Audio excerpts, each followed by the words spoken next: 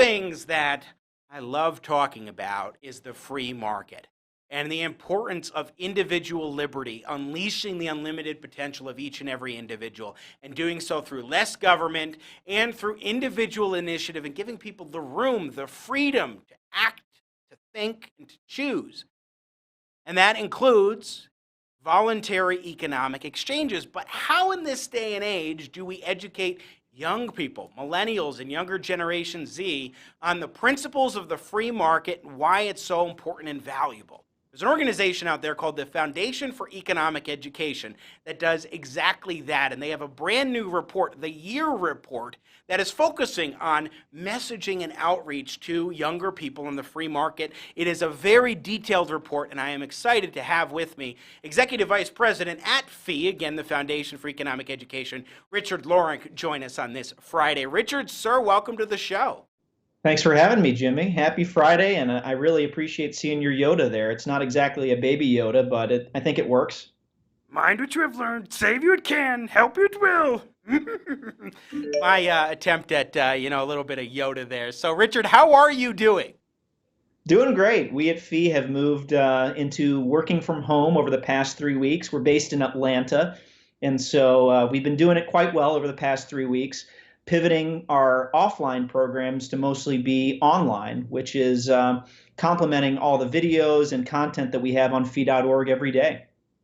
So when we talk about online, I mean, that already is where we've understood young people to be connecting so much with content. So in some ways, the younger audience is probably very attuned to that anyway, but now you're ramping things up even more. You can't do those in-person conversations in the same way. You can't do presentations at colleges, universities, and high schools, as I know FEE does and was doing in the school year and so forth. So how do you think, from just the technological side, and then we'll specifically get to the report and some of the messaging components, but how do you think those who are trying to advance conservative principles can effectively use technology during this stay-at-home time, broadly speaking? Sure. Conservative and libertarian organizations, I think, have been in some ways ahead of the curve on using technology because we've had to. We've had to make sure that our ability to spread the message around is very leveraged because as you For some reason, Richard's connection there is cutting in and out a little bit on Skype. We'll try one more time with the video. Richard, you're cutting in and out, so Nathan's going to call you back. We'll have Nathan call him back on the video stream, see if we can work that up. So some days you just have tech issues that the gremlins are in the system, folks. But he's right. Conservatives and libertarians have really had to use technology in ways that the left hasn't been because they've had their monopolies on campuses. They've had most of the traditional mainstream media and so forth. I mean, these are all things that the left has been able to take advantage of and to utilize in ways that the right has not been able to because they've had those tools at their disposal, so conservative and libertarian organizations have indeed had to look online. So, Richard, sorry about that. Please go ahead. Yeah, we've been using social media with Twitter, with Facebook, with Instagram. We've grown a huge community on each of those platforms. And one of our big goals over the past few years, FEE is a 75-year-old organization next year, but we've pivoted to work with Gen Z and Millennials. And so we've been actively looking to boost our numbers in those ways quite explicitly. And so Instagram tends to be one of those places where we have some of the best interaction with people we call unlike us, people who are just joining the conversation on the free market side for the very first time. So it's been working very well. So tell us about the year report that you guys came out with. I mean, this is extensive. This is nearly 200-page report that folks can access on your website for the Foundation for Economic Education. But what was the genesis of this and what is it about?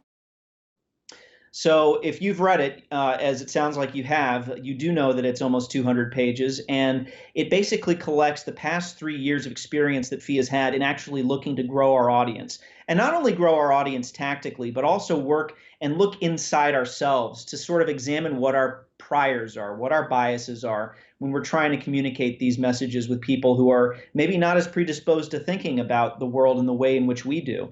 And so the report contains case studies of various messaging tests that we've done, different models that we've employed, different types of videos that we've produced in order to get certain concepts communicated. You talked about occupational licensing, it seems like, in the last segment.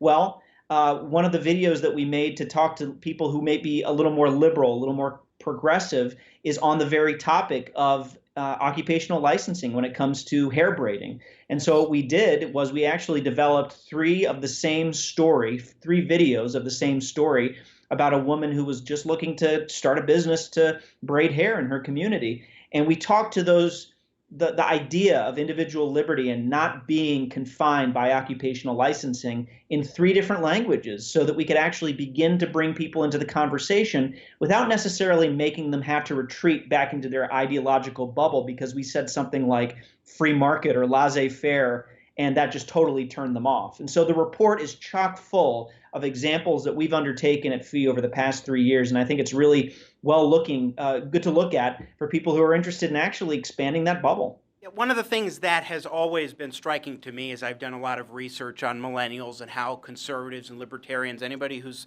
advocating for small government policies, can make inroads with my generation and also with Generation Z. And the value of personalization, that is, what are the personal experiences of the audiences that you're talking to? So if you're discussing a young person who is in their mid-20s and they're just out in the job market now, a very difficult job market today with coronavirus, but even before this viral pandemic started to take hold across the country, there were questions for some about, okay, I've got $40,000 in student loan debt. I'm struggling to find a job that fits my degree or what have you. I want this debt wiped away. Well, that means you have to have that personal story in context in your mind when you're trying to persuade them, say why student loan forgiveness is not the way to go and we shouldn't just be providing free college. You have to take their personal experiences and bring that into your presentation of the topic you're discussing. That's absolutely true, Jimmy, and I'm really happy you brought that up because one of the things we did from the very beginning in the YEAR project, and by the way, YEAR stands for Youth Education and Audience Research, so we ended up making that a nice, tidy name there. But one of the very first things we did was market research, which is know your customer. That's the basic idea. We interviewed 1,500 people in online panels, and we talked to them about everything from slogans that either work for them or don't work for them. But we also talked about their interests, and we found that there are 5 basic topics that people within that Gen Z or young millennial audience are really interested in talking about. And this was valuable to us because otherwise we at FEE could be talking about eminent domain abuse all day long, right? So the 5 topics are income inequality, right? Entrepreneurship and career development. They're looking to develop their careers and get a leg up. They're interested in the climate. That should be no surprise. And they're interested in the high cost of upper education, higher ed, and the high cost of medical care, health care. Those 5 things, we've really been able to hone a lot of our content, both in written and online with video form, to really speak to those concerns that people have because they are interested in these things. You just have to look at Twitter to understand what people are getting in fights about, and they're mostly those things.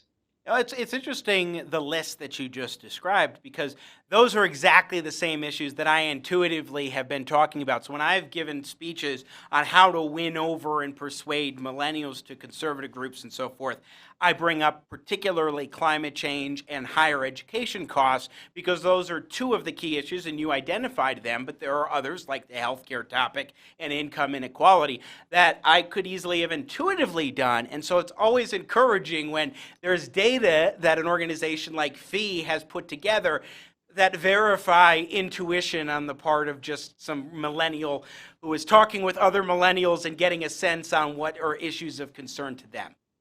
Well, and I'm a millennial too, maybe a little bit on the older side of things, but an elder millennial then, yes. What I'm talking about with my friends might not be the same as what our target audience are talking about. So it's important to go out and ask. And that's really the genesis of the YEAR project, was that we didn't want to do guesswork marketing anymore. We were always sort of doing things by the gut. What do we think people are interested in talking about? What do we think they're interested in watching? And so we actually wanted to put a little bit of rigor behind it.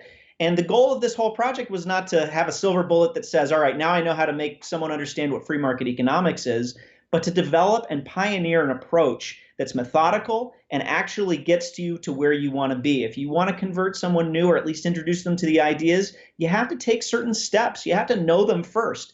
And that's one of the reasons we undertook the project, and one of the reasons we're so excited to promote this to the liberty movement outside of FEE. So, from the research that the Foundation for Economic Education conducted with the YEAR project, you've identified the 5 key topics. What have you noticed are the most integral components to a messaging strategy? And I don't just mean using technology and how you use it or videos or that kind of thing, but in terms of the way in which you take the personalized story and present it in context, and also the language that is used. I mean, what is the way to hit that emotional chord that is so important? You know, I like to say Ben Shapiro says that facts don't care about your feelings, which is true. Facts don't care about your feelings. But at the same time, feelings don't care about your facts. You can try to reassure somebody with facts that contradict the way that they're feeling. You cannot ignore the two. They're not mutually exclusive. They have to go together.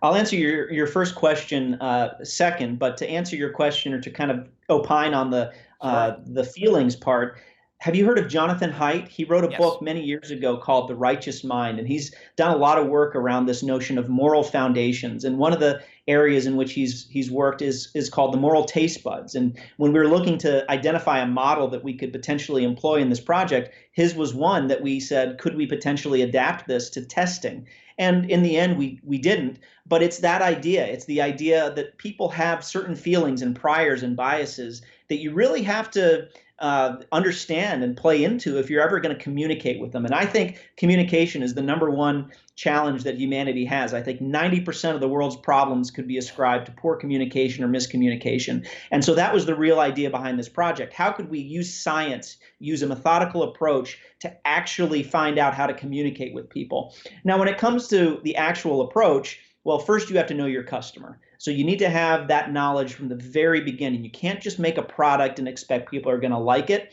You can't make a product and then say, well, how am I going to be able to change this product to actually suit the needs of my target audience? You have to know the target audience from the very beginning, understand them as much as you possibly can, get feedback, stress test it, do sanity checks, and then, only then, do you begin to actually write the thing. You actually begin to produce the thing.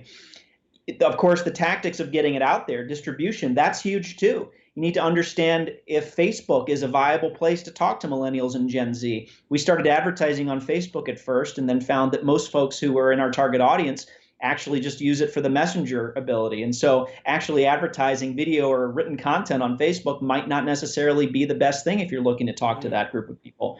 But Instagram and Twitter could be. We're actually planning to experiment with TikTok as well, which is something that we've never really done at FEE.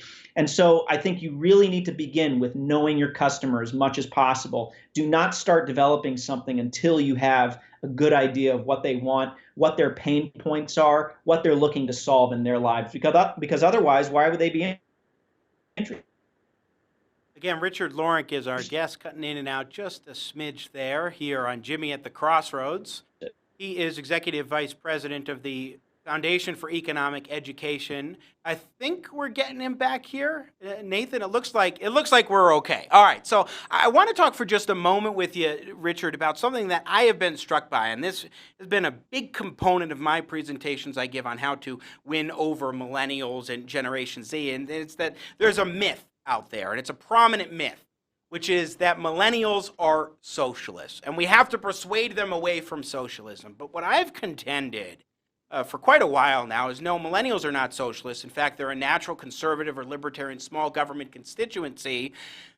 The thing is that they have had life experiences where they feel like they've been screwed over by the system, especially by capitalism. You look at the previous financial crisis we had in 2008, they attribute it to a collapse of capitalism, and they did just what they were supposed to do in going to college, and they came out with tens of thousands of dollars in student debt, didn't have any way to pay it off because they couldn't get a decent job. Again, attributed it to capitalism. They're told, oh, it was capitalism that created the crash, even though I'd contend it was not. It was government policies recklessly over years that resulted in it, but that's another story. What they were looking for is, what is the fix? And they hear this alternative, this abstract notion of something called socialism. That is what we should be looking towards, they say, but they don't really understand what it is, and they're just viewing it as that alternative, when at the same time they love choice, they love opportunity. You look at the smartphones and the things that you've got there. They're not, the millennials and Gen Z are not bred for socialism, because you don't get choice in socialism, and they just don't understand what it is. And that's where this kind of education in a personal way be incredibly valuable. Totally. And speaking to the fact that you mentioned that millennials don't understand socialism, when Bernie Sanders is on a platform talking about democratic socialism, what he's really talking about is welfare statism. It really is just increasing the power of the state to provide benefits to individuals. And that's very different from the state owning the means of production. And I think you're totally right that millennials and Gen Z are naturally predisposed against something centrally planned like that. And so I don't think socialism has been well defined out in the public discourse. And I think if Bernie Sanders were actually defining it properly, he would probably be hurt by that. So that's why he hasn't.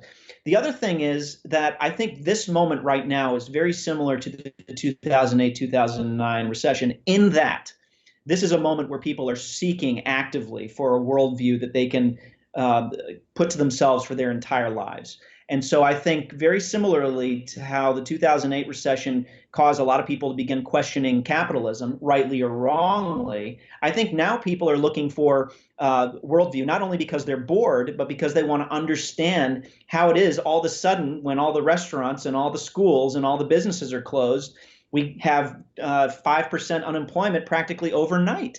And so they're seeking. This is why I think it's so important that we don't take our foot off the gas. Every organization that's looking to talk with millennials and Gen Z needs to be working harder than ever right now to make the case persuasively for free market capitalism. Oh, absolutely. And one of the case studies that you talk about, you and the team talk about in the fees year report, is this notion of pitting Milton Friedman against Bernie Sanders, who you just mentioned. I'd love to tease that out for a moment. This was one of my favorite projects, and it actually, in the end, turned out to be one that maybe we didn't want to pursue as much as we would be originally inclined.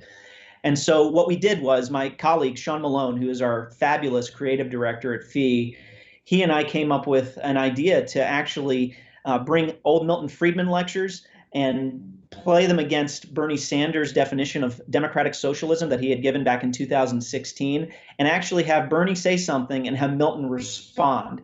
And we called it Milton versus Bernie on democratic socialism. It tackled everything from equal pay for equal work, to taxes, to whether there are actually angels in government. As we know, government is made up of people just like you and me, and they all have incentives just like you and I do.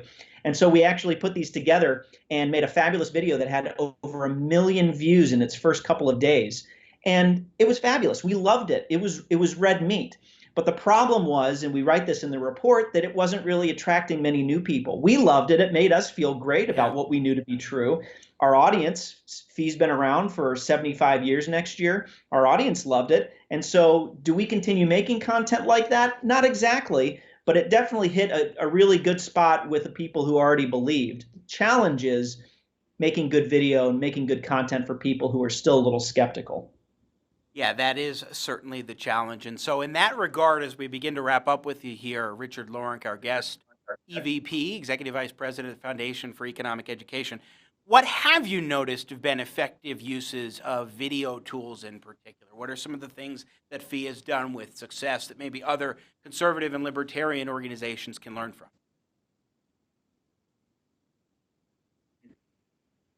Looks like Richard just cut out again here on Jimmy at the Crossroads. We'll try calling him back and bring him back real quickly here.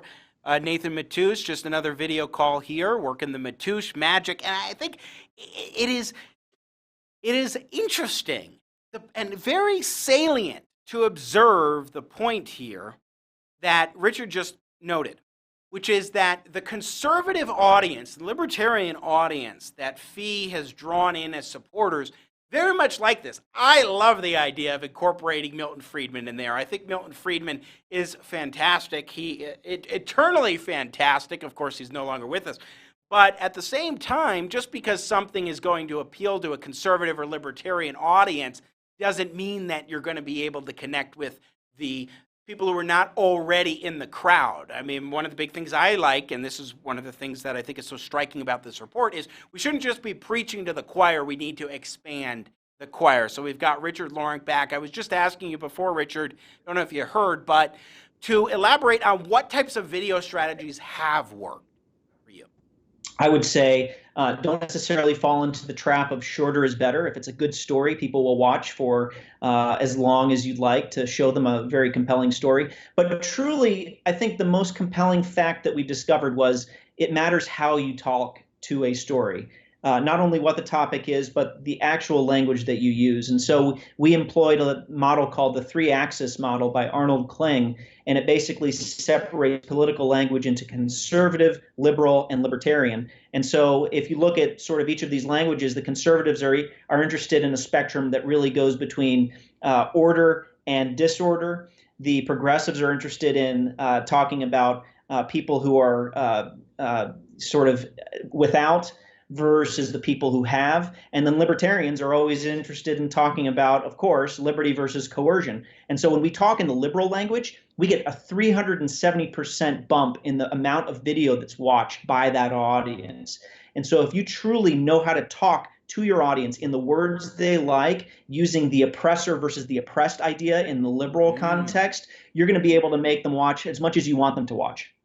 That's fascinating. I think a really critical point to keep in mind. And one other thing, and I think this goes more for politicians, but at the same time, it can be very much applicable to video content. And that is, there's this idea, I want to vote for a politician who I'd like to have a beer with. But I think the reverse or the inverse is true, Richard Lorenc, and that is that people want to vote for a politician who they think would like to have a beer with them. They want to watch somebody talk about politics who they think would like to have a beer with them and listen to their issues and their concerns. And I think so many politicians and conservatives, broadly speaking, libertarians as well, are much more of the mold that we need to just express, here's the facts, here's the way things really are, and the personality is not as important. You need to keep in mind the importance of relational content. If there's one thing I think I'd leave the audience listening with, it is that you must listen. Listen before you speak. Understand your audience. Know your customer. That is the key to bringing new people into these ideas. Richard Lorenc, Executive Vice President of Foundation for Economic Education. Where can people go to learn more about you guys and also to access this year report? I'm glad you asked, Jimmy, and thanks for having me. Our website is fee.org, fee.org, and if you go to fee.org/year, you can get a free copy of this report. It's 200 pages, like you said, but well worth it if you're looking to talk to new audiences who are maybe a little unlike yourself. Well, and I have to give credit to Fee as well for not just keeping all this stuff proprietary, but you could have come out with a report and just said, oh, this is what our understanding is of young people and how to relate to them. But you really went into the detail on how to connect and what strategies are best online and so forth. So I think that's a service to everybody in the liberty movement. Thank you very much, Jimmy. It's one of our goals to be as open as possible. Fee.org. Check him out. Richard Lorenc, Executive Vice President of the Foundation for Economic Education, joining us here on Jimmy at the Crossroads. Be well, be safe, and be healthy, sir. Thank you, Jimmy. Thanks, everybody.